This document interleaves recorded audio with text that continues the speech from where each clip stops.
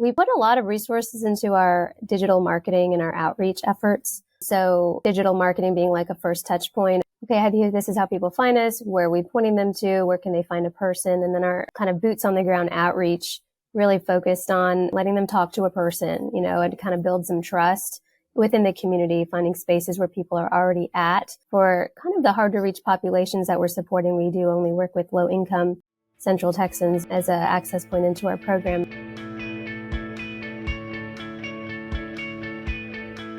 Welcome, everybody. I am really excited to be here today with Alyssia Palacios-Woods. Welcome to What the Fundraising. Thank you. Excited to be here, Mallory. Let's start with you just telling everybody a little bit about you and your work, and then we'll dive into the juicy stuff. Sure thing. So Alyssia Palacios-Woods, and I am the executive director of Capital Idea, which is a nonprofit in Austin, Texas, covering the Central Texas area, serving local Central Texans. I came into fundraising, like most people, very non-traditional path probably, didn't go to school for it. My background's actually in design and advertising. And then a couple of years into that work, decided, I really think I have more to offer. I really have this value and passion for giving back.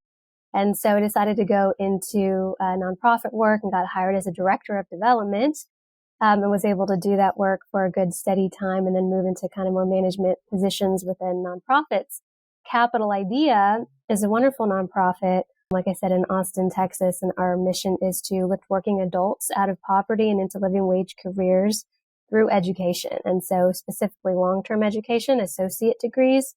We pay 100% tuition fees and books, and we provide wraparound services like transportation, childcare, emergency assistance, and a career navigator who is, I think, an instrumental person and resource for our students as they're working through kind of the journey of academia. We definitely find out that a lot of our students don't understand the systems, applying for college, applying for financial aid, understanding who to go to for advice, support, resources when they need it. And so we're kind of that bridge, helping these students along the way, paying for them and making sure that they get there.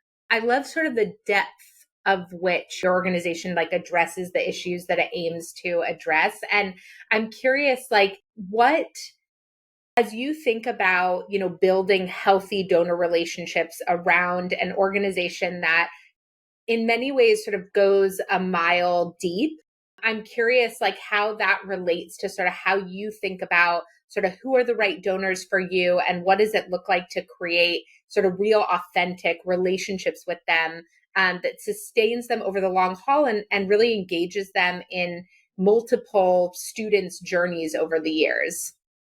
Yeah, it's a really good question. Our students are with us. Associate's degree takes 2 years for a traditional student, but for our students, it takes 3.5. 3 is our average time. So, we're with them along in their journey for a while. And so with that, you need sustained funding and we're paying for college, right? And life. So, there's a lot of support that comes with that. Our average cost is about $5,000 to $6,000 per student per year. And so we're really, you're right, looking for those long-term funders to be able to help sustain the work of our organization. So with that, we are 60% public funding and 40% private. We, of course, like any nonprofit, we'll take money. Come on, good money. We want it. But really, we're looking at those dollars that and those investments from funders who really look at our program as intergenerational change. So not only for the student that we're helping and the adult that we're helping, our average age is about 27 years old for our student, but also that we're creating cycles of change.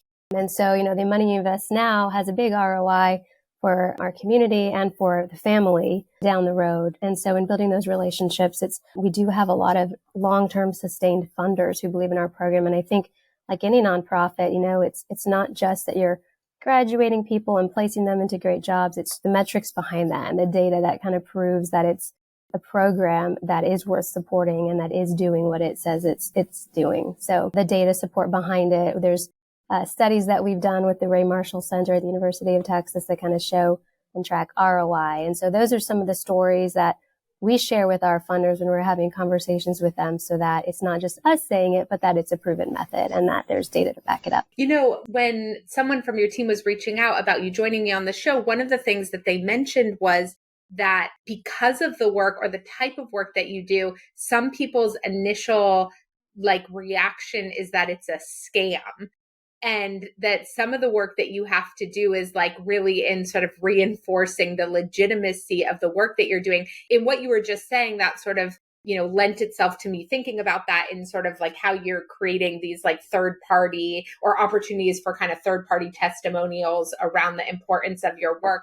But I'm wondering, I have a feeling, we've never talked about this on the show before, and I have a feeling that you're not alone in that experience. And there might be other nonprofits listening to this that, have also perhaps experienced questioning like that in the past. And so I'm just curious if you have any suggestions related to that for perhaps a nonprofit that doesn't have the same maybe testimonial track record, third party verification that you do. Right. I think trust-based philanthropy definitely comes through on that. And you're right. That is one of the pieces when people hear like it's too good to be true, like what's the catch? And so those are some things we combat. We put a lot of resources into our digital marketing and our outreach efforts. So digital marketing being like a first touch point. Okay, this is how people find us. Where are we pointing them to? Where can they find a person? And then our kind of boots on the ground outreach really focused on letting them talk to a person, and kind of build some trust within the community, finding spaces where people are already at. For kind of the hard to reach populations that we're supporting, we do only work with low income Central Texans as an access point into our program. And so really kind of using those person to person contact to get students in, and then also word of mouth. So, in nonprofit work, building up collaborations and partnerships are so important. And so a lot of times it's not just us sharing the message. It's also our partners at the community college, and it's our nonprofit partners who refer to us. And so it's a lot of different people. It's faculty and staff who are saying and sharing about our program. It's people who have been through it. I think one of the big things about Capodia is our we call it an alumni network, but it's basically everybody who's graduated from our program. And one of the things we talk to them about when they're coming in is, after you graduate down the road, what's your way to give back? Your community is investing in you. We believe in you, and you're going to be successful. How are you going to give back? What are some things you're passionate about? And one of those things is being able to just share, at any point in their time about Capital Idea and the fact that we're a resource in the community and that they've gone through the program and been successful. And so that's one of the number one ways people find out about us. And for those nonprofits, who don't have like the data and the story behind it, I think some of those proven like the success stories of their clients, students, participants, alumni, whoever they are, just those stories, those personal testimonials about how a program has affected their life is one of the most important stories you can tell. I mentioned we have 60% public funders, and one of the things that we make sure we do is have them come and speak city council or commissioner's court or at the state legislature and come and share their story. Because I can say their story all day, but it's way more impactful and much more important for it to come from them as the person who benefited. Okay, I love all that. And I think that's such good advice for folks. I'm curious, you're thinking about the long-term sustainability of this organization, for the next 25 years. And you've been stabilizing it as the leader now, and, really, I think trying to uphold the legacy of its work while thinking about what's next. What's it like to hold that balance? I also think there are a lot of folks who are listening to this who, perhaps are the first executive director after a founder or after a big transition that the organization has been through. And they both want to honor the legacy that has come before them and where they're at, and also really step into and embrace their leadership and vision for what comes next. So talk to us a little bit about how you navigate that piece of the puzzle. That's a really important question. And so, just to clarify for the people who are listening, it's a 25-year organization. I stepped in at year 23. Our founding executive director retired at that time. And so, I came in as like executive director number 2 for a very established nonprofit, a very successful, established, and financially healthy nonprofit. Fortunately, I think for me, I was on the board of directors before I came on board. And so this was something that I was already passionate about, even in my prior role, leading a chamber of commerce here in Austin, Texas. And so, I had built up some of the relationships and knew kind of some of the foundational pieces about the organization. I think as a new executive director, you always kind of want to know what organization you're stepping into. Is it financially healthy? Is it going to be a struggle? What does fundraising look like? Is there a pipeline? Those are some of the pieces definitely to look at and ask yourself as you're coming in. And if they don't offer up the information, ask for it. Definitely, request to see financials. You can do that. You can look up Form 990s and all those things on GuideStar. So, do all those things, do that and homework to look into it. But I came into a wonderfully established and healthy organization. And you're right, coming in, it wasn't just taking over for founding executive director who'd been here for 23 years, but also several staff members who had been here for that long and now celebrating 25-year anniversaries. So we have a 30-person staff and have about 6 staff members who are celebrating 25-year anniversaries this year alongside organization. And so great longevity, great history, great retention, great, knowledge of the past that's built here. And so I think about, how do you embrace that and build upon it? It was time to do some strategic planning when I came on board. Our plan had ended. So to me, that was a great opportunity to kind of, people always ask me, like, what's your vision? And I always think about the organization as, what's our vision? Because we're a community serving organization and it's more than just one person. Who should make those decisions? What does shared leadership look like? And so you bringing in the board, bringing in the staff, bringing in the stakeholders, bringing in the students, alumni who, the people who you're serving. What do all those viewpoints look like? And how do you shape a plan that is reflective of that and supports the community plan? And then it's like, okay, here we go. We got our plan when it's something we built together. And so for me, it was kind of good to have that process pretty early on in my tenure so that we can kind of, see, okay, how are we steering the ship and what comes next? And part of that process and in coming out and having our plan was to really talk about how we, like what you said, like honor the past, move to the future. And so what are some things that have worked really well for us, but it's time to retire and kind of rethink and strategize because students are different, because affordability is different, because academia is different. What are some things that we have to reshape and what are some things that are good and steady and we're going to keep those things going. And so taking a look at that and thinking about that was really important and bringing people along with you, right? With an organization as established as Capital Idea. Yeah. I just want to say, like, you shared all of that, sort of like nonchalantly in terms of like all of, how you listen to and engage and support all of the constituents around your organization to be a part of a process. And what I really heard in there too is like how much work you're doing, whether consciously or not, to sort of like remove your own ego from it, right? And see yourself as a facilitator of community interests and organizational interests and creating the space for you all collectively to move a shared vision forward. And I just really want to like commend you on that leadership because I think, and I want people to like hear the advice and hear the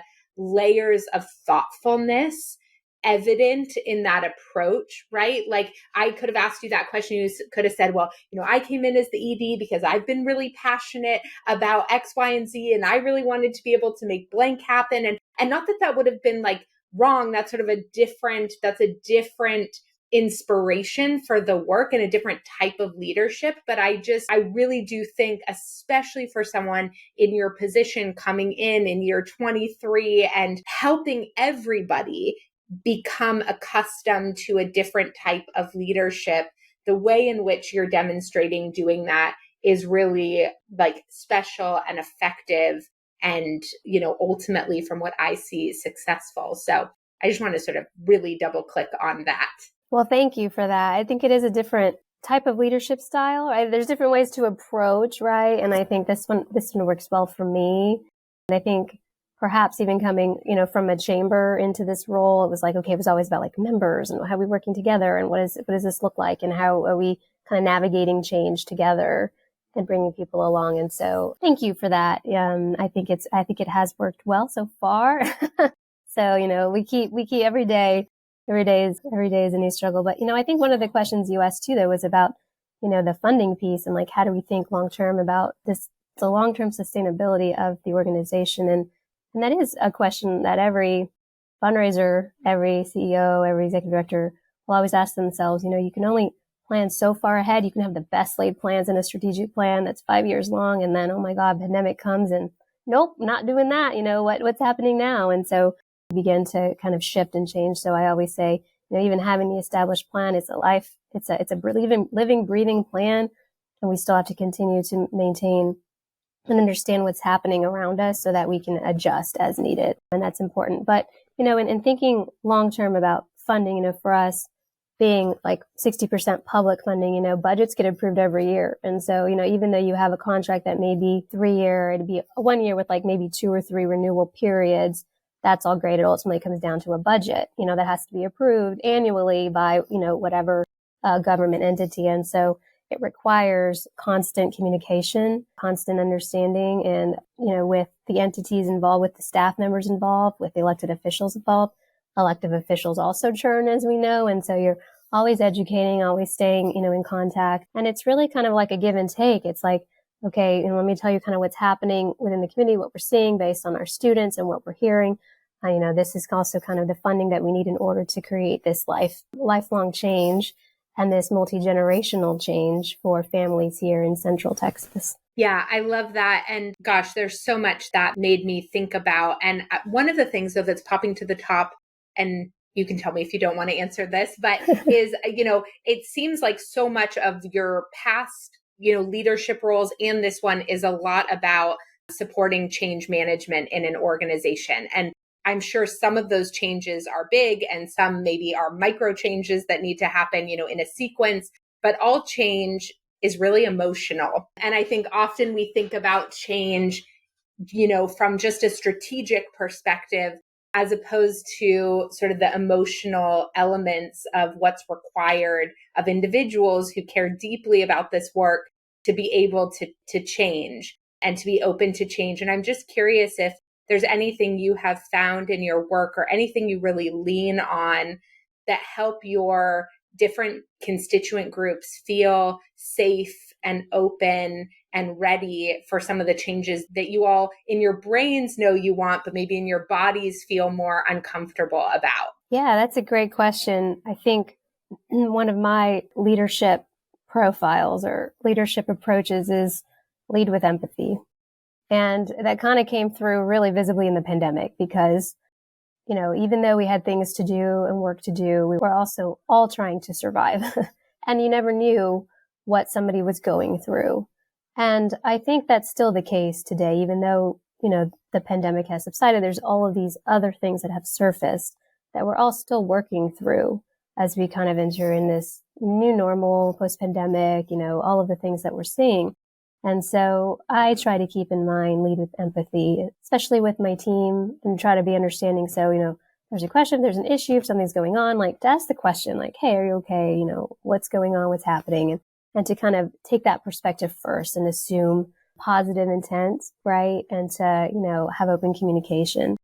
With donors and funders too, I think authenticity, I'm sure people talk about it a lot, but I just think, that's one of the most important key values. It's not sales. It's about trying, I think about fundraising as finding, the right fit, the right passion for the right donor at the right time.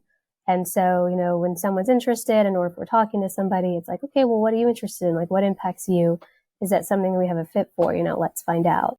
And so I think we've seen a lot of success that way, and just having conversations, updates, coffee, tea, Zoom, whatever it is, updates with donors and funders about what's happening, let them ask questions and really be honest and open about what's happening within the organization. And, during the pandemic, we had lower enrollment. It was challenging. It was challenging for everybody. And so we were really open and honest about, okay, well, this is what we're seeing right now. It is a challenge, and this is what we're doing to help overcome it. And so being real with people and kind of hearing their feedback too about ideas really helped and informed kind of our strategy and how we can move forward.